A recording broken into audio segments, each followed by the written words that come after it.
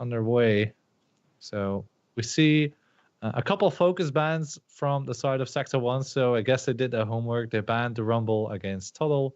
They banned Oriana against Cod, which he's pretty used to playing a lot. And they have the Karma ban as well against Keabea, which is interesting. They play, I think he plays more Zyra, but he does also play a lot of Karma. So I guess a logical one there. And he plays Blitzcrank, as we've seen in week 1. Yeah, okay, fair enough. I don't think we're going to see that more often, though, but probably not. Interestingly enough, no Elise ban right now. It would be interesting to see if Bruder is going to pick it, because the last couple of weeks he was pick and ban 100% of the time. Mm-hmm. And right now it doesn't seem like this week is a little bit lower in value. At least the team's value here are a little bit lower. But what we do see is Knight getting the LeBlanc he wanted. It was banned away twice so far, and now they just first pick it at once. Yeah, and we see Caitlyn being picked up and Lee Sin. Caitlyn banned last game. Wow, all right.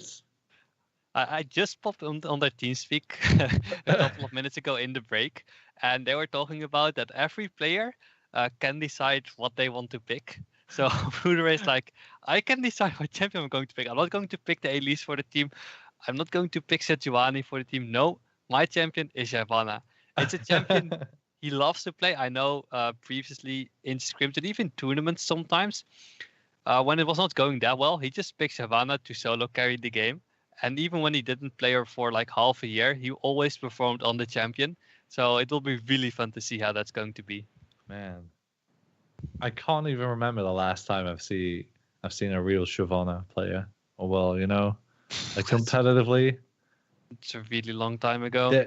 There was a period. I want to say season 3 where Shyvana was really popular, but I'm not entirely sure if it was that one. Maybe later, maybe earlier.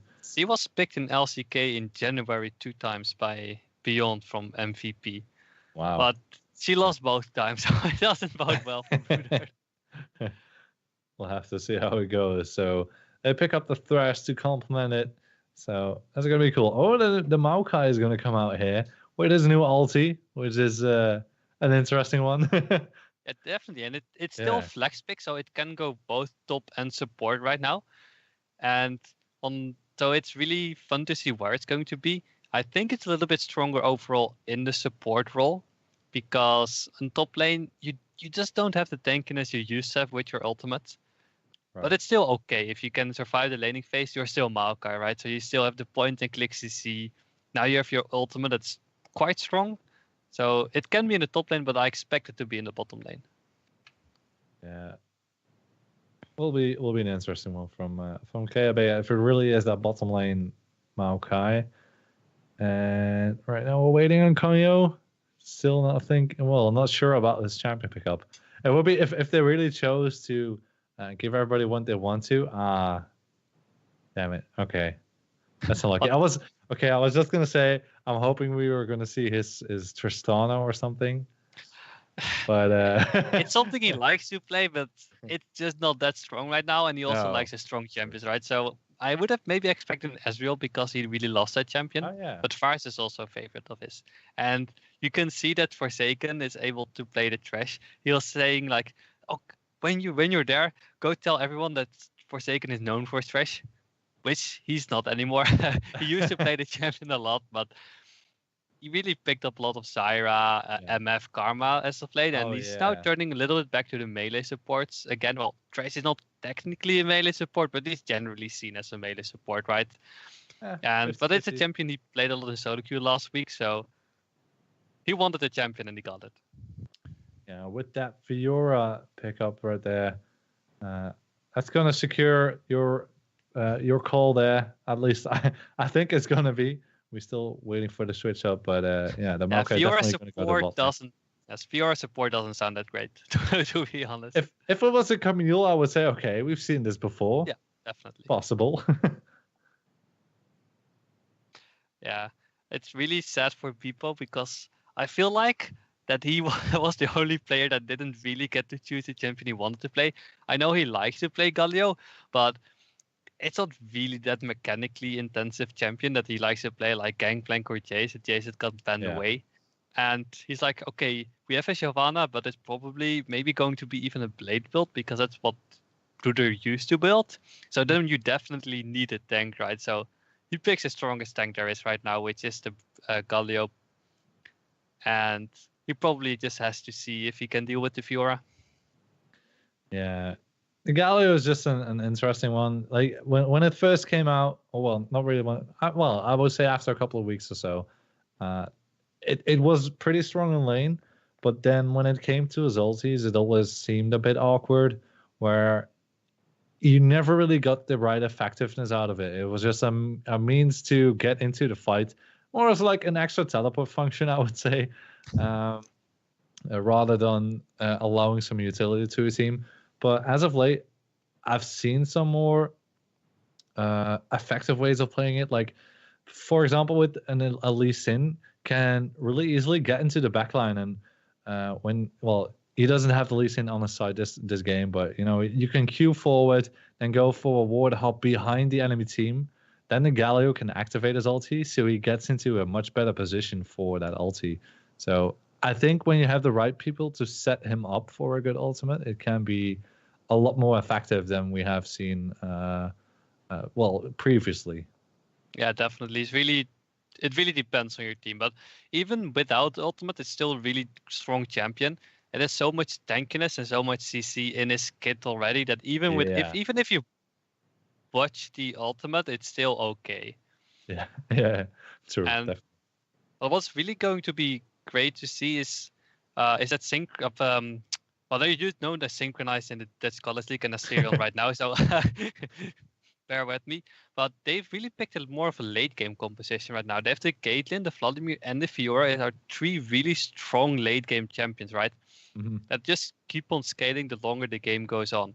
And on the side of Sector 1, you do have some a little bit strong champions in late game. So Varus is okay, LeBlanc is okay, Shyvana, of course, is definitely hyper carry late game, but you don't have the same points as the champions of Asterion have. And that's really interesting that Asterion chose for that, because I would expect them to feel like they are the underdogs, right? They are the team that has to go up against a finalist in season 1, really strong performance in season 2, and just really experienced players. And you choose to go for the late game composition. So we'll have to see how that is going to play out.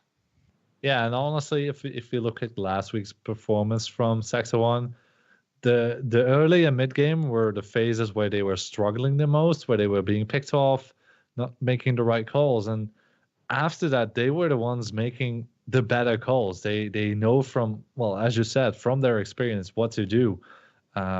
So you would really expect them to, at least from the side of Asterion, to maybe go for a bit of a gamble and try to go for that early game. But yeah, they decide to want to play it late, and I wonder if that's going to work out for them.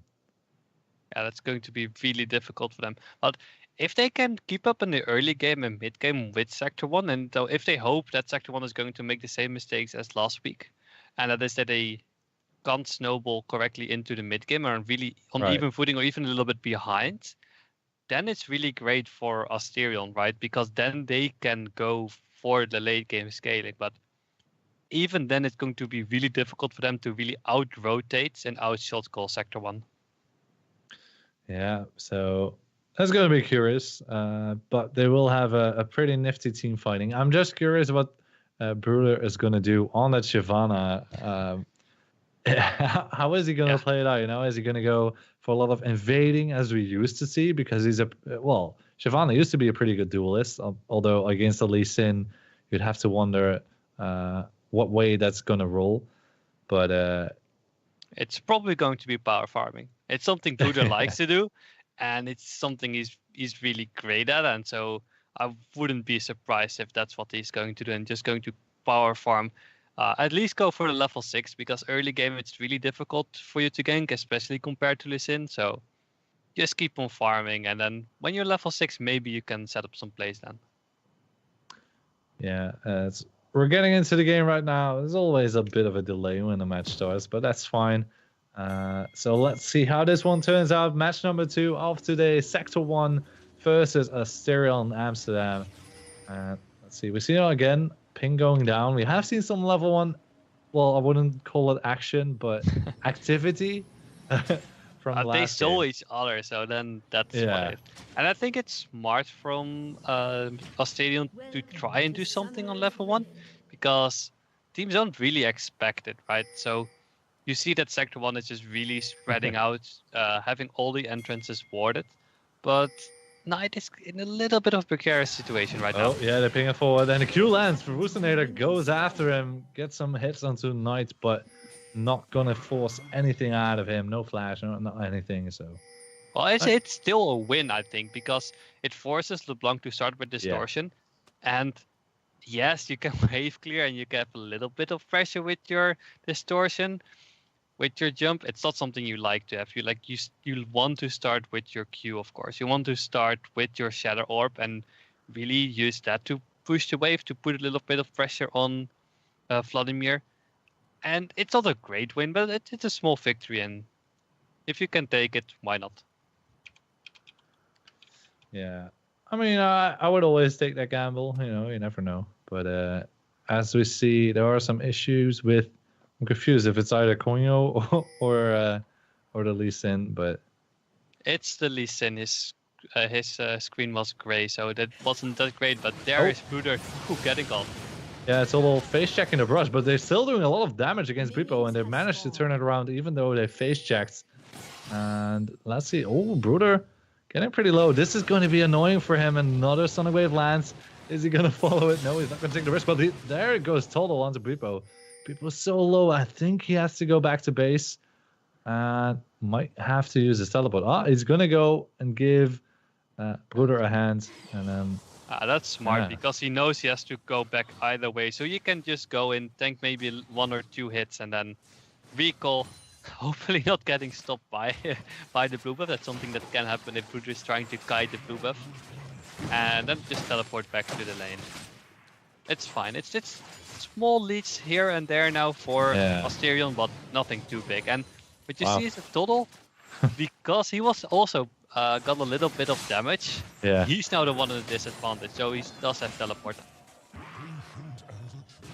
Yeah, that's going to be a bit annoying for him, but he is trading back a little bit against Bwipo, so he is surviving it, but he does not have any potions left, so that's going to be frustrating for him. So let's see what Asterion can do here. Looks like Total has to go back to base. Yeah, but the hook it's done. The hook lands in the bottom lane. Forsaken on top of Zyred. Zyred has to flash away, is ignited, but can survive it for now. There is still a flash available on Konyo. You would almost expect him to go for such a play, but for now, playing is safe. That was a smart play. Zyred still had this heal up, so you don't want to trade your flash for heal, of course. That's not something that you want to do. But it was a great hook by Forsaken, showing that he can back up his talk of being a great trash player with some actual skill shots. Yeah, at least managing to also timing it nicely during the 90 caliber net there out of Zyred, managing to land the hook during the animation, I think. So that was a pretty nifty play. Well, he uses Ignite, so maybe this takes away a little bit of the kill pressure out of that bottom lane. Yeah, now Bruder does have to be careful, because you see Verwoestenator on the side going for the steal. He doesn't have Smite, but he's going to see Bruder and trying to kill him. Yeah, but he misses the Sonic Wave. That is unfortunate. Still going to go for the chase, has the red buff. But that was an unfortunate one. I think if he had that... Oh, as we see another hook being landed onto Zyred. No flash for him. He uses heal to get away. He used the 90 caliber net to get some distance. Forsaken trying to go for him. The speed up with the heal and the flash forward towards Zyred. Zyred going for the Q, but really a desperation move to get some damage in there. Forsaken is going to get away. Well, you see Verwoestenator coming there, so he had to move away. And now you see Bwipo on the top side going for the 1v1. The flash out for Donald. Bwipo flash out, and there's Verwoestenator. Yeah, Verwoestenator a lot of trouble because Bruder is here for the flank. There's the flash forwards, but Bruder now in the middle between caught, and Verwoestenator gets killed there actually by Verwoestenator. I thought he was gonna get the kill himself first, but not enough damage. Oh, that was so close, and you saw that was a great play by Colt, pushing the wave in so Knight couldn't really move, and probably Knight still should have moved when Colt was moving towards Verwoestenator there, but overall a little bit lacking of coordination from the side of Sector 1, and it cost them the kill. Really great play by Forsaken and Quenya to get the kill, but overall, a 2 for 1. Yeah. A lot of action all around on the map, and I'm gonna hate Mosron for using this account of his. Oh well. I'm gonna stick with it. Calling him hallucinate the whole game. It's great to see Weepo, by the way, getting the 1v1 kill on Fiora. You would expect Fiora to be the one in the lead, but Bruder is getting one day. Yeah, Bruder's here again, and the hook does miss barely. KAB getting out through Bruder, actually, with the Twisted Advance. So that was a close fight for them, but narrowly dodging it. And a lot of damage has been dealt back towards Sector 1. Yeah, and it's really interesting to see that Bruder is really going for all the early jungle, for the ganks instead of the jungle farming. He's only level 3 right now. He's quite far behind at the moment. You see Evolutionator just trying to go for him.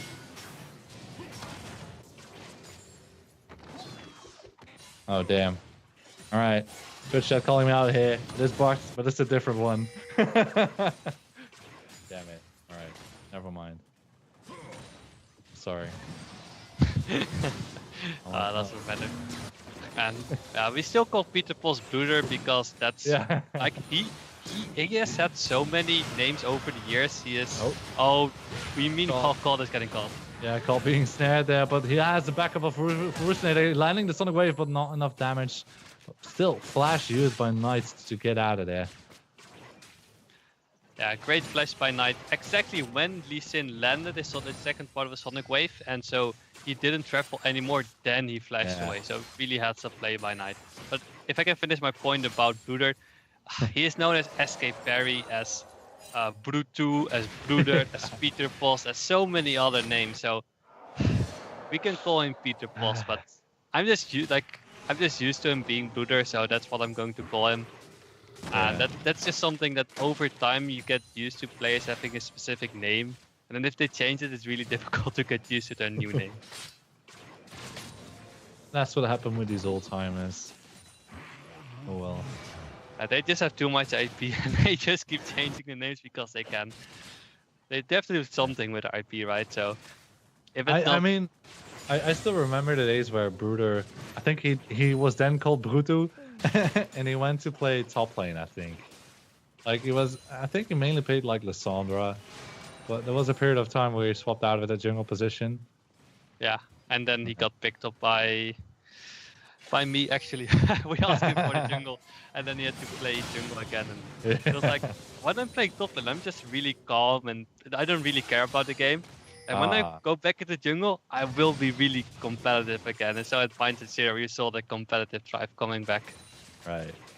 And you see that now again, even with the Shyvana pick, you see him really going for the ganks, trying to get an advantage. So it's not the most regular pick, but he really does do his best to really carry the game. Yeah, so 2-2 so far in kills. A couple hundred gold between them, but not too much just yet. So the early game pick, the early game champions that have been picked up by Sector 1 have been doing a little bit of work for them, but for now, Asterion is still okay, I would say. They're still in a pretty good position. Yeah, definitely. It's only 200 gold difference. Nothing too much. 2 kills on this both to support. So even in that part, nothing too much that changed. And you see that the Maokai still has a little bit of pressure, especially with his saplings in the brush. Then when they are in the place in the brush, they do a little bit of extra damage over time.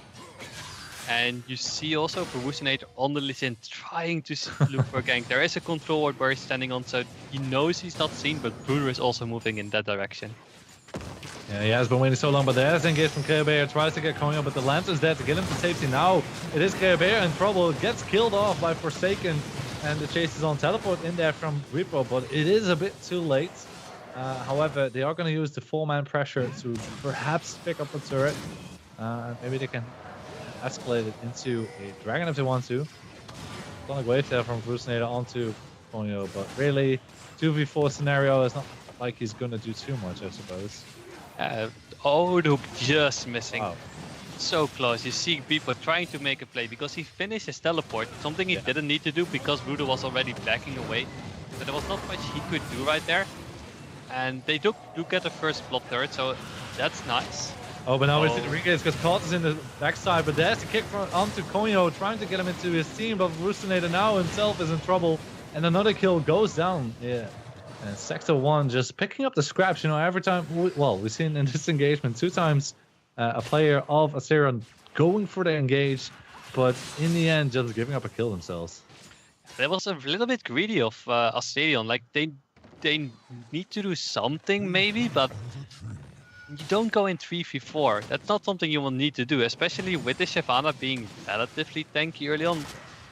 You have the Galio even, who's even tankier. You have the Thresh with the Lantern being able to get Konyo out of safety. So why do you want to make a 3v4 play? You don't need to make a play when you're in the minority. Just wait for Maokai to go back and maybe then engage. Yeah.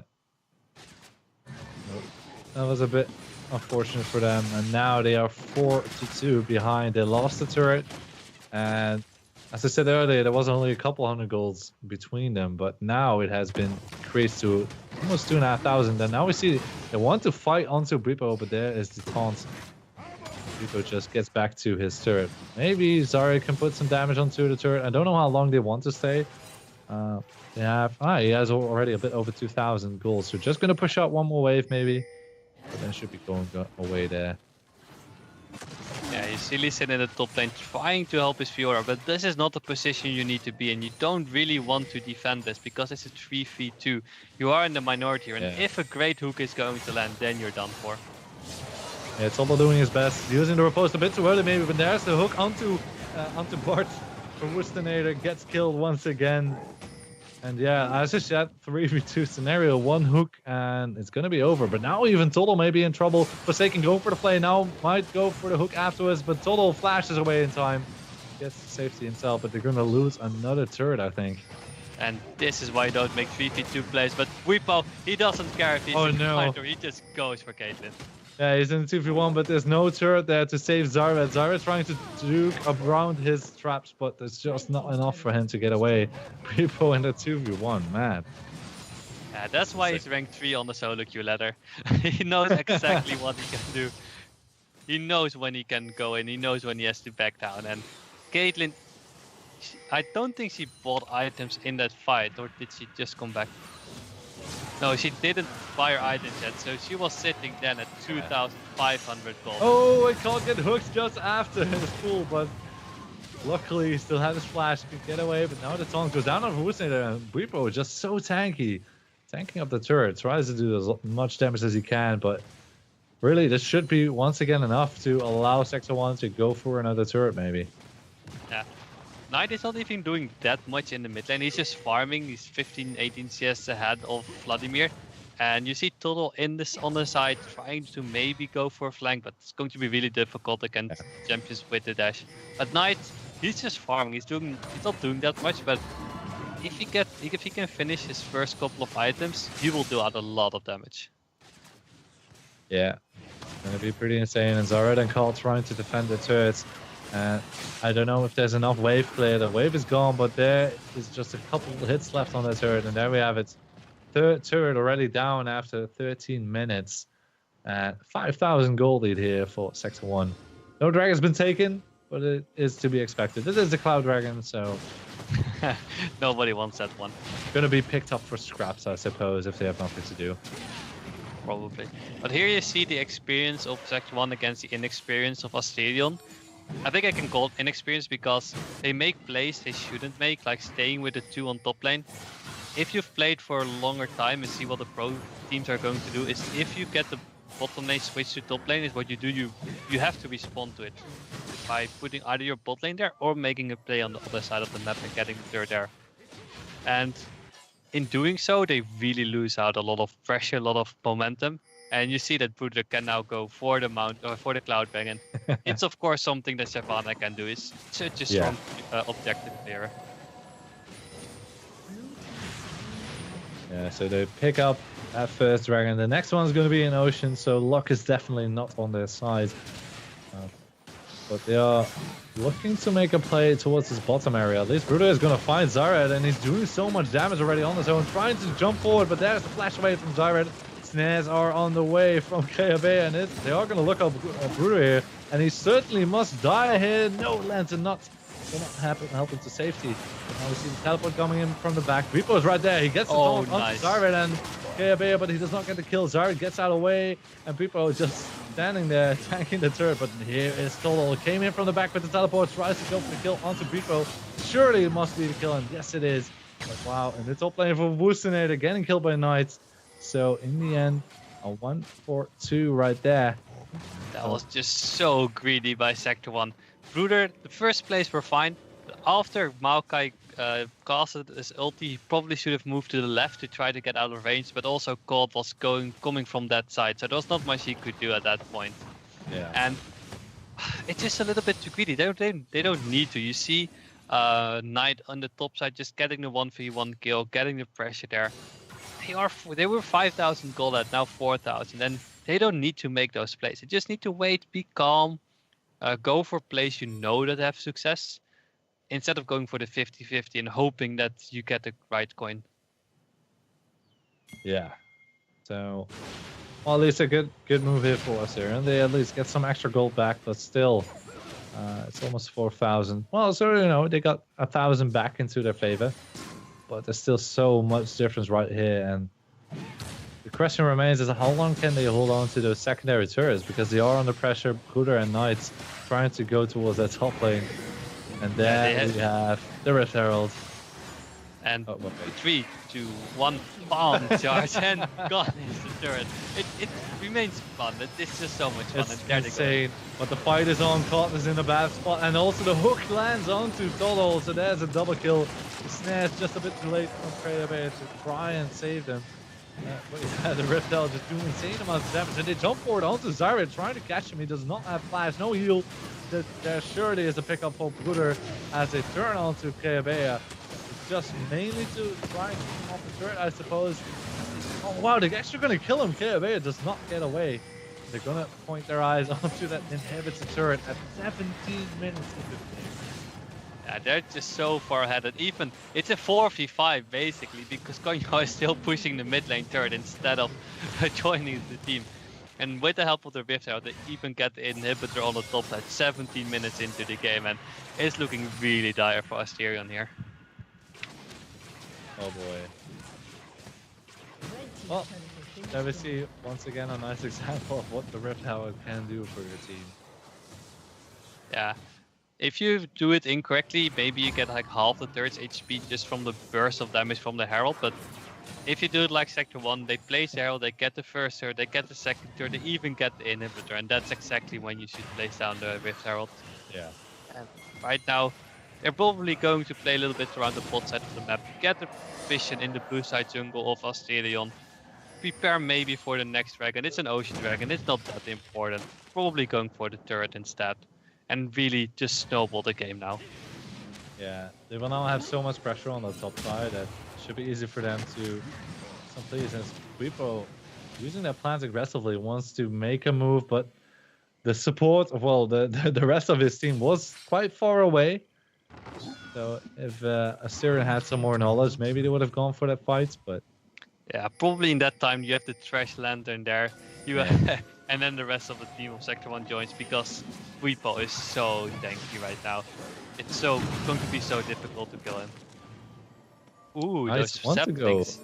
Yeah. Those saplings do so much damage when they're in the push, especially if you can stack some of them, and he's half HP right now. Probably doesn't matter, they're still going to push, trying to contest the blue buff. And yeah, Forsaken is gonna go in, wants to land the hook, does not hit it. But meanwhile, KBO went for a weird move there. I'm not sure if he wanted to use Knight as an escape or something, but he went for that twisted advance and paid for his life. And now it's a 4v5. Well, maybe even a 3v5 as Total needs to defend the top side. Yeah, that's why they probably should have only defended their inhibitor turret, because Total needs to deal with the minion waves who are so strong only 90 minutes into the game. And now they got the kill, they're going for Vladimir and they're going for the inhibitor. Yeah. Pushing Call away, but there's a flash forward. Gets it on onto Zyra. Zyra tries to get away with the 90 caliber net, does so successfully. So he saves his life, but now the inhibitor turret is down and the inhibitor shortly to fall after. But there's the hook onto Hallucinator. Gets away.